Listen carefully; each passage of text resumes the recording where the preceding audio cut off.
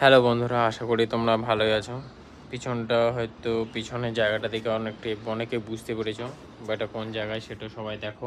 ঠিক আছে, তোমরা দেখো এটা সম্পূর্ণ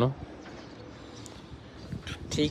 একটা কথাই বলতে যাচ্ছি, যারা আর্মি কোয়ার্টারে আছে তাদের ভিতরে কতটা পরিমাণে টেনশন হচ্ছে সেটা সেসব ফ্যামিলিকে জিজ্ঞাসা করো যাদের কেউ আর্মিতে আছে। ঠিক আছে, আর 1 নম্বর, তোমরা ভালো ভিডিও তো একটা লাইকও করবে না, একটা কমেন্টও করবে না। আর 2 নম্বরত যারা দেশের নেতা মন্ত্রী আছে তাদের কথা শুনে তো তোমরা লাফাচ্ছ।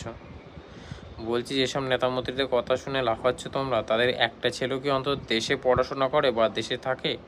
সব তো বিদেশে। তুমি কেন ঝামেলার মধ্যে জড়াচ্ছ? যত আর দেখো, একটা কথা আমি বলবো, যুদ্ধতে কিন্তু শান্তি আসে না। ঠিক আছে, আশা করি রাশিয়া ইউক্রেনের যুদ্ধটাও দেখে বুঝ